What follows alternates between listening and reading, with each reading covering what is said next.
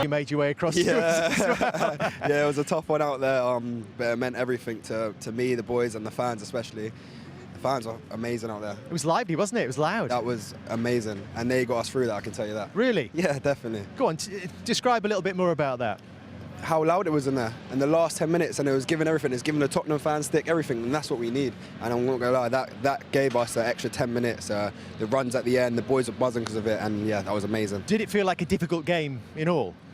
I think we broke them down well at times, and other times we might have been in a low block and we were sitting in, but we felt comfortable. We knew how they play, and we knew how to hurt them. And I think today we played really well, and we could have scored way more chances. Yeah, Levi, big fan. Congratulations today. Obviously spoke before, you've got bundles of potential, you're growing all the time. What's next for you in terms of your development? 22 years of age, breaking into the England setup. What's next for you? I think everyone always says, you know, I've got a load of potential, but I don't think potential means anything. I think you've got to show it every game. And obviously this season, at times I have, and at times I haven't. So I need to keep progressing and learning, because I know where I can be, but to get there, I need to learn as much as I can, and under this gaffer especially, he's going to take me there for sure. And in terms of leadership, obviously you're still young at 22, but you're experienced, you're gaining experience all the time. Do you see that as a role that you can grow into? Yeah, definitely. I think the boys give me respect. Trevor Chalobah played one into the space and in behind the two Tottenham centre-backs, and it's almost set the tempo. Yeah. Was that something you looked to do with Tottenham playing a high line? Because a lot of the time you do play. At the end of the day, we're fighting for Champions League, and to win games we have to change our style sometimes, and we knew they had a high line, and we have Nicholas Jackson. I mean, he's a huge threat to feet and in behind, so we know if we play to his advantages, we'll get goals, and today we had great chances to score goals from that. Just one thing you said there, Levi, to Gary, was about under this manager, you're sure that you will get there for sure. What is it about Enzo Maresca and his coaching ability then? He's top. He's proper hands-on. He helps me out personally. He tells me what I need to improve on. He's not a manager that just says, you know, you're amazing, you're amazing. No, he says, you need to improve on this. If I make a mistake in training, he says, come on, this is happening in games now. You need to take it to another step. And that's what he's done with me. And I know for sure that under him, I'm going to improve bundles. So getting this win tonight, you knew this was big, right, Yeah. in terms of the Champions League? Of course, and also it's a derby. We can never take that away from anything. That win was for the boys and the fans, because I know how much it means to everyone. Congratulations. Three clean sheets on the bounce here at Stamford Bridge as well. No wonder they're cheering for you. Thank you, boys. Levi, thank you very much. Nice to see you. So that's Levi Colwill from the winning dressing room. Let's get some reaction, though, now from the losing dressing room. We can hear from the Tottenham boss. Ange Postecoglou is with Patrick Davison. Well, and your reflections at the end of what I guess is a difficult night? Yeah, difficult night, tight game. Obviously, it's not an easy place to come, and we had to work hard to stay in the game. We let in a disappointing goal, but then sort of fought our way back into the game, and fortunately weren't able to get anything out of it. In terms of your team, your players getting on the ball, playing your football, did you get to the levels tonight, did you think? We almost did. We tried to. I mean, I still think it's a work in progress. It's it's the first time we sort of got the whole group in together, but I thought there was elements of that tonight. I didn't feel like we were getting locked in at all. I thought in the front third we could have been a little bit cleaner with our sort of football, but for the most part I thought we handled it pretty well. Is part of that then maybe going up another level again? Cohesion, rhythm, these players, a lot of them have been out a while. It doesn't just magically all come back, I guess. Yeah, that's part of the process. I say it's a tough ask coming here anyway, but I still thought there was enough there tonight that shows that we're, the lads are kind of getting back to the level we need to. Obviously, VAR plays its part. There's 2 long delays, 2 goals ruled out. Their one's tight, but I guess factual. I could see you didn't agree with Papsar's goal being ruled out. Just tell us how you saw it. Look, it's killing the game, mate. It's not the same game it used to be. We all sat on our couches last night, watched TV, and I guarantee you, if Jared Gillett was the VAR last night, would have got a different outcome. So you just don't know what you're going to get, and you're standing around for 12 minutes just. It's killing the game, but no one cares about that. I think everyone loves the drama, the controversy. I'm sure there'll be 24-hour sort of discussion around it. I think that's what everyone wants. They're not interested in really that it's just killing the spectacle of the game.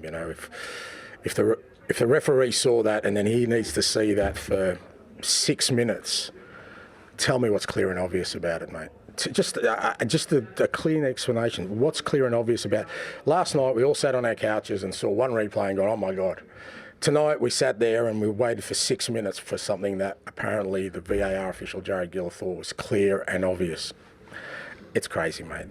It's madness, but we accept it. And when you accept something, I guess you have to take the fallout from it. So I guess part of your issue then, or a big part of your issue, is the delay. But do you think that decision's wrong?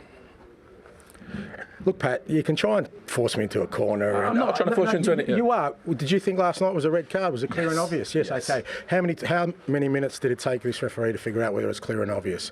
In your just basic knowledge of human, vocabulary, clear and obvious, what does that suggest to you? That on the first replay, is that clear and obvious? If you have to watch something quite a few times, is that clear and obvious? No, it's maybe not clear and obvious. I do think it's a foul, if I'm honest. Okay, all right. Well, there you go. So there you go. So the referee didn't see it. He then needs to see it for 6 minutes, but you get the right outcome, so you're happy, and that's why the game's going the way it is. And I guess people like you will continue to be happy sitting on your couches waiting for 6 minutes for clear and obvious stuff. That's fine. I don't agree with it, but that's fine. Fine. What happened with you and the supporters tonight, Ange? Well, no, because they booed the substitutions you made. Yeah. Bergvall for Sarr, and when Sarr thought he'd scored, I saw that you looked at them. You heard the chants. You don't know what you're doing. You heard that? No, mate. I don't know what you're talking about. You don't know. You don't think you looked at the supporters? No, I did. Yeah. I wanted them to be happy, mate. We've just scored a cracking goal, so I wanted them to. I was listening. I wanted them to cheer because they haven't had a lot to cheer about. Fine. So that was nothing to do with the substitutions being booed. If it's a no, it's a no. I've got it wrong. Fine. First time my substitutions have been booed. If you followed my sort of tenure, it's not the first time, and they're allowed to boo, but I wanted them to cheer because I thought it was a cracking goal.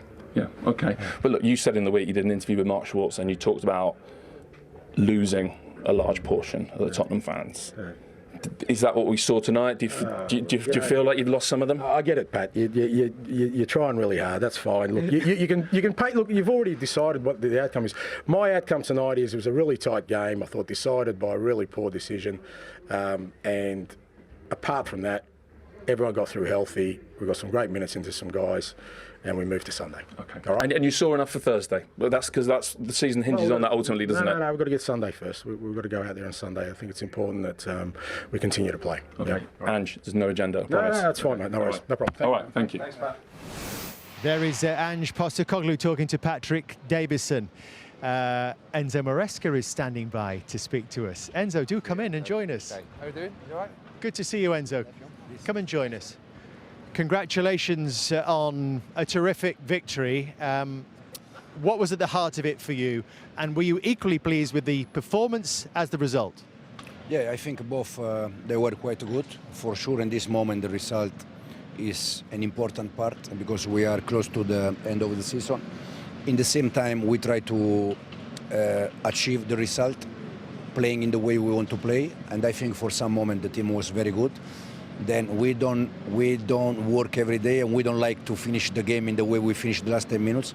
But I just said that for me, if we want to become an important team, we need to win also this kind of game in a dirty way, in an ugly way, and so yeah, quite happy. So what were the elements of the performance that you did like? No, overall I think it was a very good performance. I think we deserve to win the game. We create enough chances probably already first half to score, and then I think the performance was very good. In the last 10 minutes I think the team showed also effort, togetherness, spirit, and it's something that we need. Congratulations, another Chelsea win against Tottenham at home. I just want to ask you, I obviously have seen progression, I've seen the way that you work personally, and I just want to ask you, how you measure progression this season? Is it Champions League and winning the Europa? Is it one or the other? How do you measure progression for yourselves? Yeah, if you measure on the result, for sure, if we achieve a Champions League, it's an important thing. But from my point of view, I try to see how we improve the day by day. And I can see since the first day, I think the team is getting better and better. We need to learn how to play different game, because tonight, I think for us, it's better when we face team that they press higher, because we are more space to attack. In the last 4 games here, we played, Southampton, Leicester, Wolves, West Ham, all teams that they were waiting for us. So you struggle to find space, and we need to learn to play both kind of games. Enzo, I know managers sometimes don't like to talk about individuals, but I want to ask about Moises Caicedo, because I can't think of a better defensive midfield player around right now. He is covering so much ground. He picked up a really nasty injury, could have come off. A lot of players might have even come off, but he stayed on and he was a warrior for you today. Absolutely, completely agree with you. I think in this moment he's one of the best midfielder, defensive midfielder in the world. He's doing fantastic. The best thing about Moi is that every day he's working serious. He's very humble, he's very kind, he's polite. He's a fantastic guy. And I think today was another great performance. Also, I think we had more players like Trev, Chalobah did fantastic game. But I think overall all the teams was good. And 55 seconds into the game, you turned Tottenham with a direct ball. Yeah. Was that something that you maybe thought that you could get success? Was that because you did it a few times and you got a lot of great situations from it? Yeah, we prepare. We know that they are high pressing. We know that they hold the line, very high line. So we prepare today. We prepare more option in behind, even with Jadon, even with Pedro, Nico, and also the action, the goal we score. Enzo was in the right position once again, and yeah. But is that also the Nicholas Jackson factor in your team? Did we see the difference that he can make to you? Yeah, absolutely. I just said to some of the players that at the end, this game belongs to the players. And if you don't have players, you can have the best idea. But and us with Nico, we are a different team because he's a threat in behind. Off the ball, he's pressing everyone. So we are a different team with Nico. Do you feel you're in a race now, Enzo? Is this little mini season to reach Champions League football next season? Aston Villa have strengthened in January. They're in form. Newcastle have some momentum as well. Manchester City are not going away. Yeah, but I think from now on is how you manage the emotion, because in